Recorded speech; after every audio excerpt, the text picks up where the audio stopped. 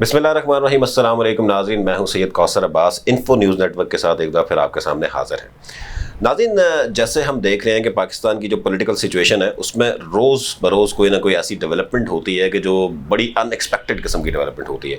आज की अगर हम बात करें या पिछले 2 दिनों की अगर बात करें तो इमरान खान साहब ने एक नया इनिशिएटिव जो अनाउंस किया वो ये किया कि फौरी तौर पे कल वो लॉन्ग मार्च जो है वो स्टार्ट कर रहे हैं लिबर्टी चौक लाहौर से। लेकिन आज उसके पैरेलल एक तो DGISPR और DGISA की तरफ से एक प्रेस कॉन्फ्रेंस की गई। और पाकिस्तान की अगर ओवरऑल तारीख की बात की जाए तो शायद पाकिस्तान की हिस्ट्री में पहली दफ़ा ऐसे हुआ कि ISI जैसी जो सुप्रीम एजेंसी है उसके जो हेड हैं उन्होंने आज आके प्रेस कॉन्फ्रेंस की। और ये बड़े एक प्रोफेशनल ऑफिसर भी हैं कि जिन्होंने तकरीबन 1 साल उनको हो गया एज अ DGISI और उन्होंने कभी भी अपने आप को मीडिया में आके प्रेजेंट नहीं किया या अपनी कोई तशहीर उस तरह की नहीं की। तो ये एक बहुत बड़ा एक डेवलपमेंट है, बड़ी डेवलपमेंट है, जिसकी वजह से जो लॉन्ग मार्च है उस पर क्या इम्पैक्ट होना है और क्या वे फॉरवर्ड है इस सारी पॉलिटिकल सिचुएशन का। हमारे साथ आज मौजूद है बात करने के लिए ज़ैगम खान साहब जो एक्सपर्ट हैं पॉलिटिकल इश्यूज़ के हवाले से। मैं बहुत शुक्रिया ज़ैगम खान साहब, आपने हमें ज्वाइन किया।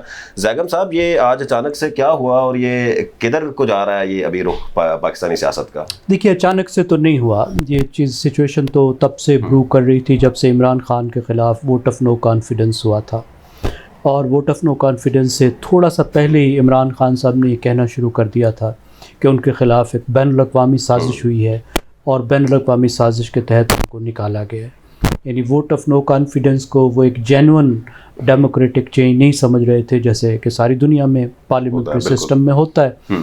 आपको मालूम है पार्लियामेंट्री सिस्टम में जो मुद्दत होती है वो असम्बली की होती है, हुकूमत की नहीं होती है। हुकूमत तो बदल सकती है और असम्बली को भी तोड़ा जा सकता है अगर हुकूमत तोड़े तो। और एक ही पीरियड में 5 साल में इस्टेब्लिश डेमोक्रेसी में 3-3 दफ़ा 4-4 दफ़ा भी हुकूमतें बदल जाती हैं। लेकिन इमरान खान साहब ने उसको एक्सेप्ट नहीं किया। वो एक लेवल था, लेकिन उस बयानिए से उनको पज़ीराई मिली, उसको लेकर बढ़े और फिर उन्होंने उसी बयानिए को सिर्फ सियासतदानों तक महदूद नहीं रखा बल्कि उसको इस्टेब्लिशमेंट के साथ भी जोड़ दिया। और उन्होंने कहा कि साजिश बैनुल-अक़वामी थी और इस्टेब्लिशमेंट उसकी फैसिलिटेटर थी और जो सियासतदान थे वो उसके बेनिफिशरी थे और उनको पैसे मिले। और एक उन्होंने ऐसा बयानिया बनाया और मुसलसल जो अटैक वो करते रहे इस्टेब्लिशमेंट पर, तो वो बड़े चुप करके बड़े अरसे बर्दाश्त करते रहे। एक उसका ये लेवल था और दूसरा लेवल उनका ये था कि अभी जैसे आप देख रहे हैं कि एक डेथ हुई है एक हमारे बहुत मारूफ जर्नलिस्ट की, उसको भी फिर वो दोबारा से there is no mincing no word establishment के साथ उसको जोड़ रहे हैं। और इस तमाम अरसे में जो वो कहते रहे हैं उस बयानिए के पार्ट के तौर पर कि इस वक्त हक़ और बातिल की जंग है, वो हक़ पर हैं और हक़ और बातिल की जंग में कोई भी बंदा बातिल के साथ नहीं हो सकता। तो तमाम तर इंस्टीट्यूशंस उन पर फ़र्ज़ है कि वो उनका साथ दें, क्योंकि वो हक़ पर हैं तो वो न्यूट्रल नहीं रह सकते। और न्यूट्रल जो है वो जानवर होता है और हमें पता है कि ये तो पाकिस्तान का आईन है, उसके बरक्स है। फ़ौज को अगर देखें तो हमारे आइन जो है उसका आर्टिकल 243, 244, 245 वो तमाम ये कहते हैं कि फ़ौज जो है न्यूट्रल रहेगी, अपने हलफ की वफ़ादारी करेगी और जो हुकूमत उसको हुक्म देगी आर्टिकल 245 के तहत तो उसकी भी वो पाबंद होगी और उसको अदालत में भी चैलेंज नहीं किया जा सकता। तो मेरे ख्याल बड़े अरसे तक इस्टेब्लिशमेंट बड़े तामुल से बर्दाश्त करती रही है। अच्छा, इमरान खान साहब की अगर पिछले 3-3.5 साल जब वो हुकूमत में थे, अगर वो टाइम देखा जाए या इवन उससे भी पहले अगर देखा जाए तो हमेशा वो इस्टेब्लिशमेंट को बड़ा अप्रिसिएट करते होते थे।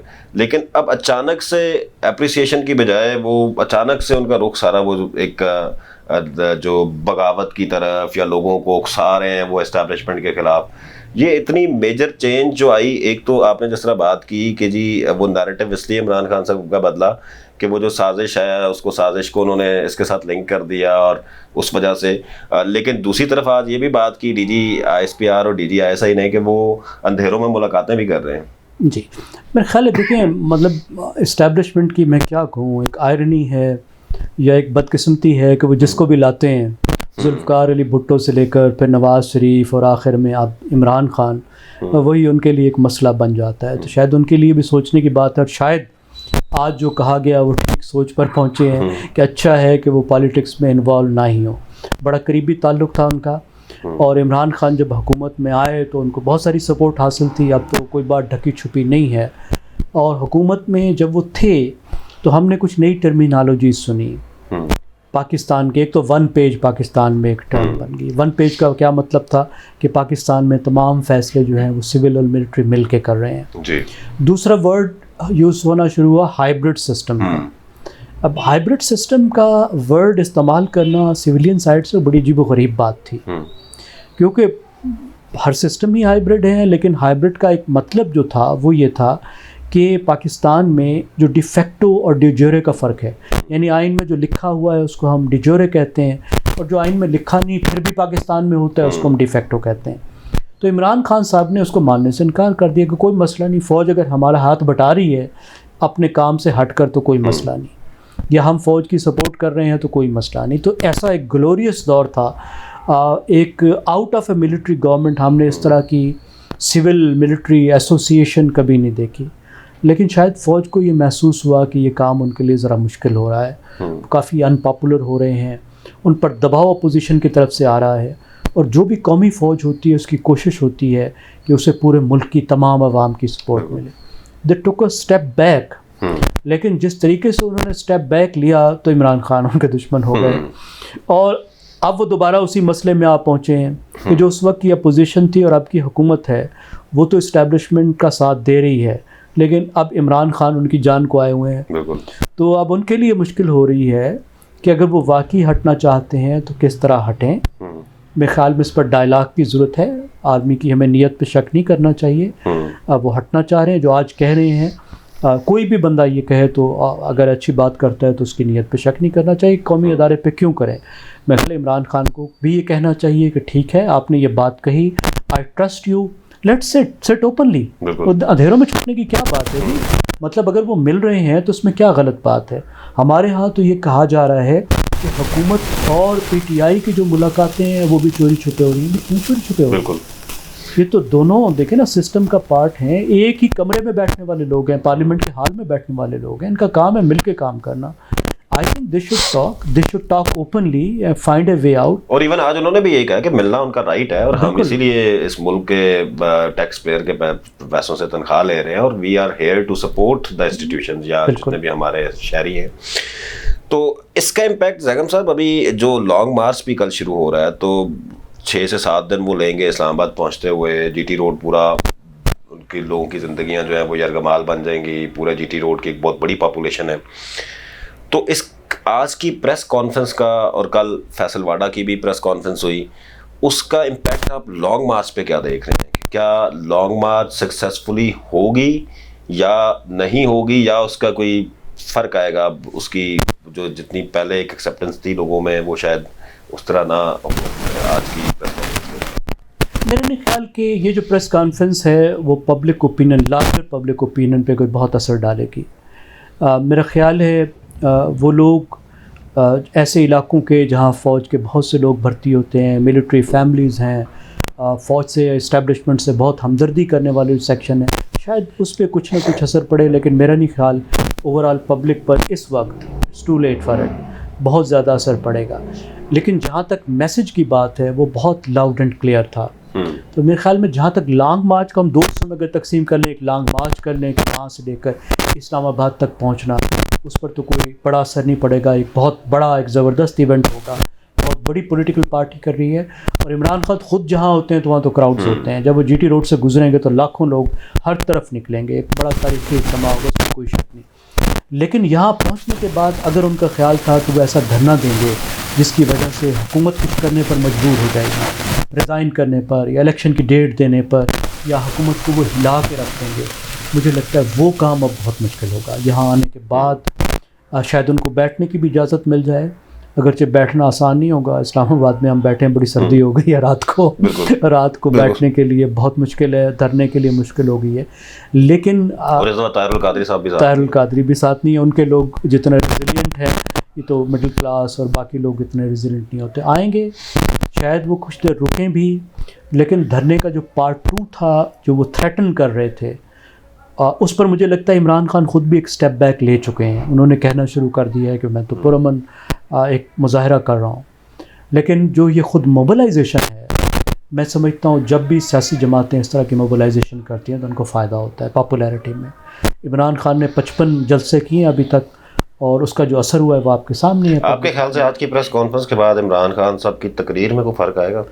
میرے خیال میں آنا چاہیے. دیکھیں اگر وہ اپنے آپ کو سمجھتے ہیں کہ وہ پرائم منسٹر ان ویٹنگ ہیں، جو ان کی پاپولیرٹی کو دیکھتے ہوئے ہمیں کوئی شک نہیں ہونا چاہیے اس وقت آج کے دن تک. ظاہر فیصلہ تو عوام نے کرنا ہے، الیکشن میں ہونا ہے، لیکن اس وقت تک جو پبلک اوپینین پول جو ٹرینڈ ہمارے سامنے ہیں تو سب سے زیادہ چانس ان کا ہے. تو اس صورت میں پاور پلیئرز کے ساتھ اتنا بڑا جھگڑا کریٹ کرنا، وہ بھی 3 مہینے کی خاطر، ایک اپائنٹمنٹ کی خاطر، اور اپائنٹمنٹ آپ مرضی کی کر بھی لیں تو تاریخ تو یہی بتاتی ہے کہ جو آرمی چیف ہوتا ہے وہ انسٹیٹیوشن کا سب سے پہلے سوچتا ہے، وہ سیاستدانوں کا وفادار نہیں ہوتا. یہ بات بھی ایرونیس ہے. اور 3-4 مہینے سے فرق نہیں کرتا، یا تو 4 سال پڑے ہوں، 3 سال پڑے ہوں، زندگی گزری جا رہی ہو.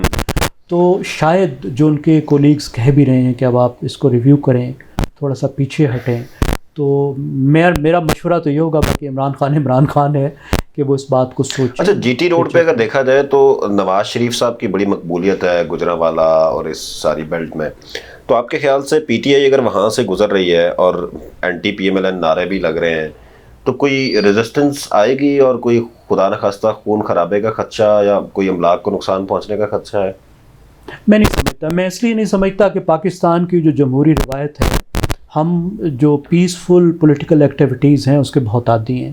ہم 1947 سے کر رہے ہیں اور ہماری بہت اچھی گلوریس ٹریڈیشنز بھی ہیں جن کو ہم بھول جاتے ہیں. دیکھیے 1947 جب پاکستان بنا تھا تو اس وقت ہماری جو حکومت پہلی بنی تھی انہوں نے تمام سیاسی جماعتوں کو جلسے جلوس کرنے سے منع کر دیا تھا، مسلم لیگ کی حکومت نے. تو پاکستان میں جو پہلا اجتماع ہوا تھا وہ موچی گیٹ میں ہوا تھا اور اس میں جماعت اسلامی کے سربراہ اور کمیونسٹ پارٹی کے سربراہ انہوں نے مل کر یہ جلسہ کیا تھا حکومت کو پیغام دینے کے لیے کہ نہیں، پاکستان میں پولیٹیکل ایکٹیویٹیز کو آپ نہیں روک سکتے اور ایز پولیٹیکل ایکٹیویٹیز ہم متحد ہیں. اب اس سے بڑا پیغام کیا ہو سکتا ہے؟ تو لوگوں میں اس طرح کی ناقابل برداشت، اس طرح کے رویے نہیں ہیں. ابھی الیکشن بھی گزرے ہیں، کچھ نہیں ہوا. میں نہیں سمجھتا کچھ بھی ہوگا، بڑے آرام سے ہوگا، ٹھیک ہوگا اور کچھ ایسی چیز راستے میں. لیکن نا ایک طرف تو ہم بالکل ہسٹری کی اگر بات کریں تو نو ڈاؤٹ کہ پاکستان میں پولیٹیکل ایکٹیویٹیز بڑی پیسفل گئیں، لیکن پچھلے کچھ عرصے میں جو ایک نئی ایکسٹریمزم پاکستان کے اندر پروموٹ ہو رہی ہے، جو پولیٹیکل ایکسٹریمزم ہے اور پھر اداروں کے خلاف باتیں کرنا ہے، اس ساری سچویشن کو دیکھتے ہوئے شاید وہ ایک ایسی سچویشن بلٹ ہو چکی ہے کہ لوگ اب ان چیزوں کو ایکسیپٹ ہی نہیں کرتے ہیں. وہ کہتے ہیں بس جی میں نہ مانوں، جو میں کہہ رہا ہوں وہ ٹھیک ہے، باقی سب غلط ہیں. تو اس سچویشن میں کیا ہم پیسفل مارچ ایکسپیکٹ کر سکتے ہیں؟ میرے خیال میں مارچ تو پیسفل ہوگا. جو سارا رسک ہے وہ ہے دھرنے کے لیول پر. اسلام آباد پہنچنے کے بعد کیا ہوگا، کیونکہ مارچ میں ان کو روکے گا نہیں. دیکھیں وہاں پہ ہوتی ہے کنفرنٹیشن جہاں دوسری سائڈ آپ کو روکتی ہے، بلاک کرتی ہے، کوئی چیلنج آتا ہے. مثلا اگر اس وقت پنجاب میں حکومت ہوتی مسلم لیگ نواز کی اور وہ روکتے، اگرچہ روکنے سے بھی کچھ نہیں ہوا تھا لاسٹ ٹائم، لوگوں نے کوئی اتنی کنفرنٹیشن نہیں کی تھی، لیکن فیض آباد تک تو ان کو پرابلم ہی کوئی نہیں ہے. پنجاب پولیس ہے اور کیونکہ ٹارگٹ اسلام آباد ہے اور تھریٹ فیڈرل گورنمنٹ کے لیے کریٹ کرنا ہے. اسلام آباد آ کے اگر ان کا پلان کچھ ایسا تھا تو وہ یہ ہو سکتا تھا کہ اسلام آباد آ کے اس حکومت کے لیے کچھ تھریٹ کریٹ کریں کہ دیکھو جی 5 لاکھ لوگ آ گئے ہیں، آپ ہماری بات نہیں مانیں گے تو یہاں پہ قبضہ بھی ہو سکتا ہے، پرائم منسٹر ہاؤس میں گھس سکتے ہیں، پارلیمنٹ پہ قبضہ ہو سکتا ہے، پورا اسلام آباد جو ہے وہ فروزن ہو سکتا ہے کہ کوئی نہ آ سکے، نہ جا سکے، نہ کوئی دفتر پہنچ سکے. تو اس کا جو رسک ہے وہ اسلام آباد میں ابھی تک موجود ہے. اور جو آج بھی اس پریس کانفرنس میں جس چیز سے وارن کیا گیا وہ یہی چیز تھی کہ اسلام آباد جو ہے وہ اسٹیٹ کا بھی نرو سینٹر ہے، گورنمنٹ کا بھی نرو سینٹر ہے. اسلام آباد کی سیکیورٹی کو کمپرومائز نہیں کیا جا سکتا. وہاں پہ یہاں پہ ہوگا، اور یہاں پہ اگر کوئی ایسی پلاننگ تھی، مجھے تو امید کرنی چاہیے کہ نہیں ہوگی شروع سے ہی، لیکن اگر تھی تو اس پر بہت کلیئر اور ڈائریکٹ میسج آج فوج کی طرف سے آ گیا. जी, बहुत बहुत शुक्रिया। ज़ैगम खान साहब से हम बात कर रहे थे जी। उम्मीद करते हैं कि जो लॉन्ग मार्च कल पाकिस्तान में होने जा रही है पीटीआई की जानिब से, उसके अंदर किसी भी तरह का तशद्दुद जो है वो हम नहीं देखेंगे, और इस मुल्क में रहने वाला हर शहरी और इस मुल्क की जो हर इमलाक है उसकी हिफाजत करना और उसको बहिफाजत पाए तकमील तक पहुँचाना तमाम सियासी जमातों की जो है वो बुनियादी ज़िम्मेदारी है। देखते रहिए इन्फो न्यूज़ नेटवर्क। आइंदा नए प्रोग्राम के साथ आपके सामने हाजिर होंगे।